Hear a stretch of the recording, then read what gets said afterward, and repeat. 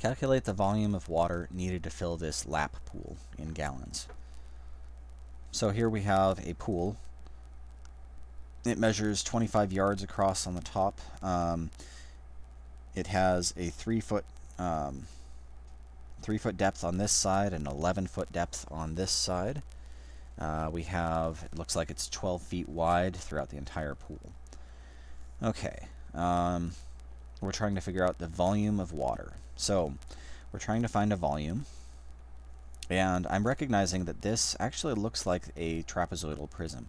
We have a trapezoid on this side. You can see the this 11-foot length right here and this 3-foot length would both be measured at a vertical, which means that they would be parallel to each other.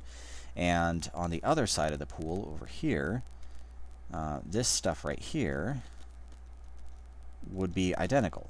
It would be another trapezoid on the other side of the pool. So this is how I know it's a trapezoidal prism. And so more importantly, it's a right prism. These sides would be measured at a 90-degree angle to here. I mean, I suppose it would be possible to do something other than that, but it would make sense for a lap pool for the this to be a rectangular shape on the top. All right. So in any case, the volume here of a right prism is going to be the area of the base times the height. So we need to decide what our base is, and well, the trapezoid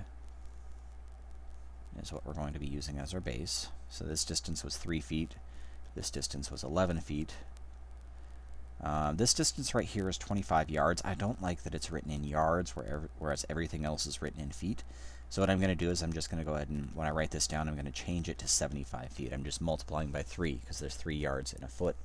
So we have, actually I should probably write it the same way.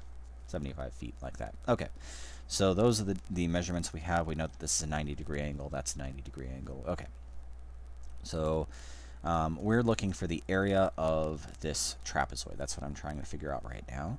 The area of a trapezoid is 1/2 times the little base plus the big base times the height. And when I say the little base and the big base, I'm talking about the bases of the trapezoid, not the bases of the prism.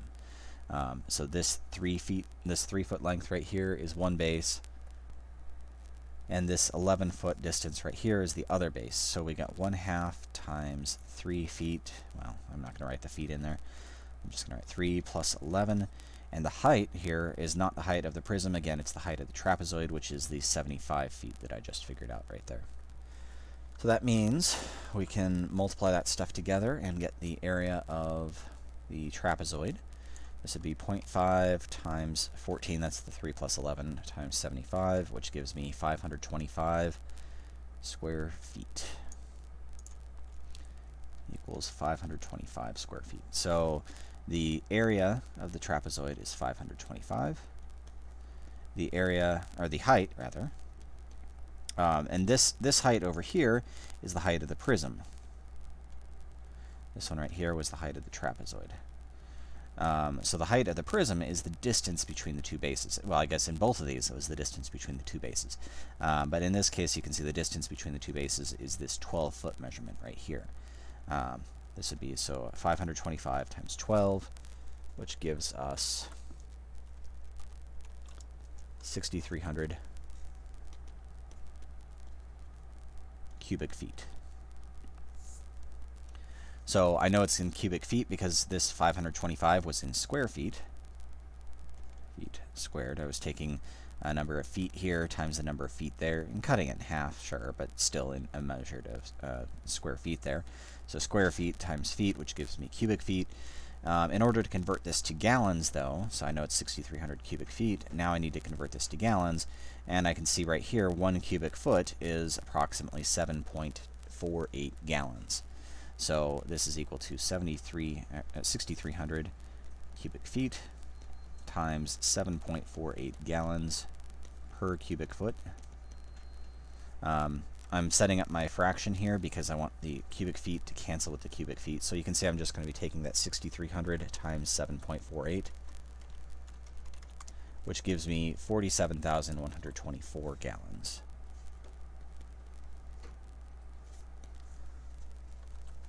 I would probably end up rounding this off somewhere, and you're probably not going to have this pool entirely full. Well, I guess maybe if you're filling it so it's 3 feet deep, maybe the pool does extend a little bit beyond that. So, yeah, I think 47,000 gallons is a pretty good approximation here.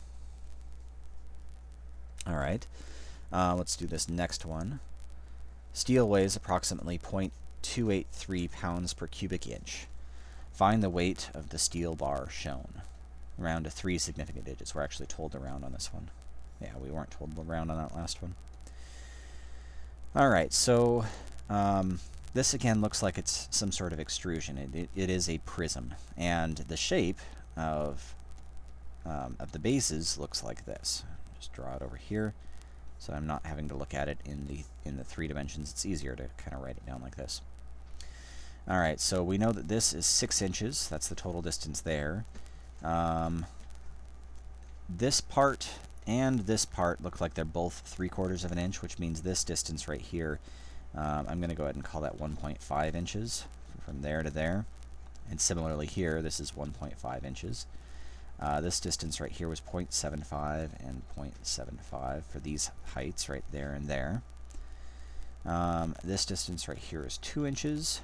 This one right here was 1 inch. And then this distance right here, we're not told, but I know that in total the 2 plus whatever this is plus the 1 must be 6 inches, which means that that must be a 3.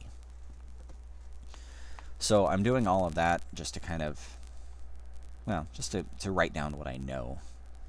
Ultimately, I'm trying to find the weight of the steel bar. And in order to find the weight of it, you can see this is talking about a number of cubic inches, which means I need to know the volume of this. And the volume is going to be the area of the base times the height. So I need to find the area of each of these. And the way I'm going to do this, actually maybe I don't know, maybe I found extra information here, but I think, I don't know, let's cut this off here and cut that off there, kind of like how it's actually shown. And this is, it looks like 3 different rectangles. So I'll figure out the areas of each of these 3 rectangles. That will give me the area of the base. This rectangle up here, it was 3/4 of an inch times 2 inches. Let's call this 1, 2, and 3. That 3 is for the 3 inches there, but whatever. Those are the 3 regions. Alright, so the area of rectangle 1 here is 2 times 0.75. The area of the second rectangle, this one over here, is 1 times 0.75. It's this distance of 1 times that distance of 0.75. And then the area of the rectangle 3, this one right here, is 6 inches long by 3/4 of an inch. 6 by 3/4, or 0.75. I guess I'm writing everything else in decimal, so let's stick with it. Alright, 2 times 0.75 plus 1 times 0.75 is just 0.75, plus 6 times 0.75 gives me 6.75. And this would be in, let's see, inches times inches. This will be in square inches. The volume, or this is the area. The area of the base is that stuff. The height of this prism is the distance between the 2 bases, and that looks like it's this distance right here. So the volume, which is 6.75 times 18, that's the area of my base times my height, which gives me 121.5 cubic inches. Again, I'm taking square inches, that's what this 6.75 was in, multiplying that by inches, so I kind of have 3 factors of inches total. So I get 121.5 inches. Now I can use this density conversion to say, well, I know that 2.83 pounds is 1 cubic inch, so I'm going to do 121.5 cubic inches times 0.283 pounds per 1 cubic inch. Those cancel. 121.5 times 0.283 gives me 31.3845. 34.3845. Okay. This does say round to 3 significant digits, so 1, 2, 3. We're going to round this to the 10th place. This will be 34.4 pounds.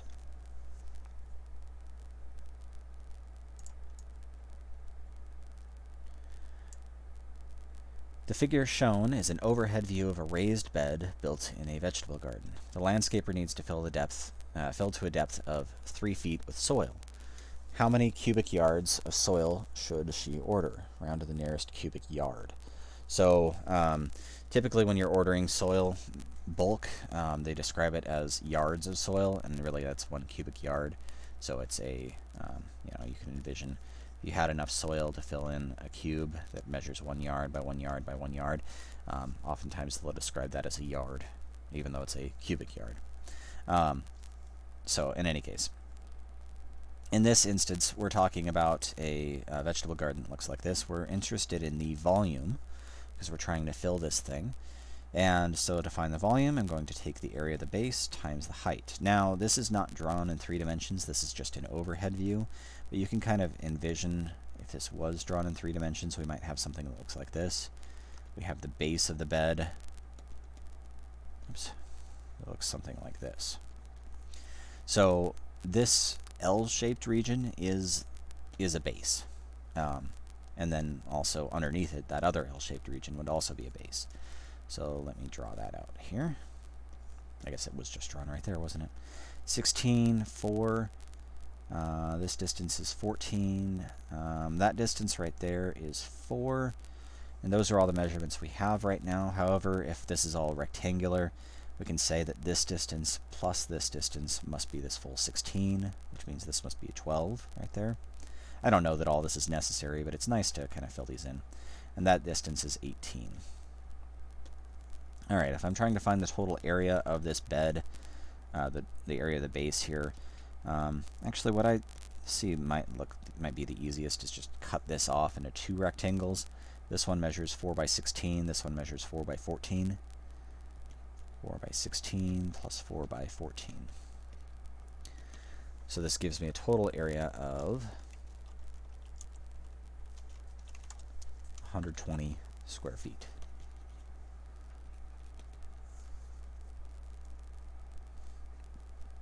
Alright, so my total volume is going to be 120 square feet times the 2 feet depth.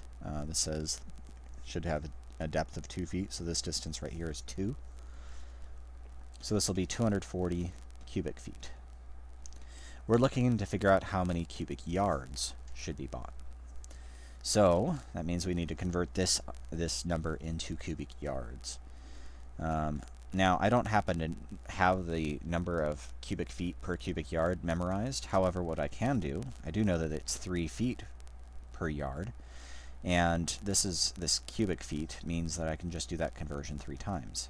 So I know it's 3 feet per yard. So notice I'm putting the feet on the bottom part of this fraction and the yards on the top because I'm canceling out the feet that are already on the top part with the feet that are on the bottom. So if I do the first one, I would have square feet times yards. That's kind of weird.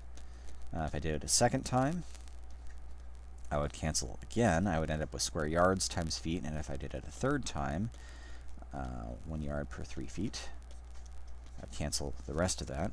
I would end up with, well, it looks like cubic yards. That's what I'm after. So 240 divided by 3, well, times 1/3 times 1/3 times 1/3. This is the same as dividing by 3 times.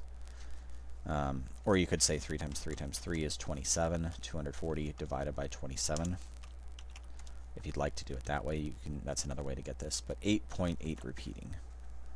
8.8 repeating cubic yards. This says round to the nearest cubic yard, which means we're going to round this up to 9 cubic yards. She should order 9 cubic yards to fill up this particular garden.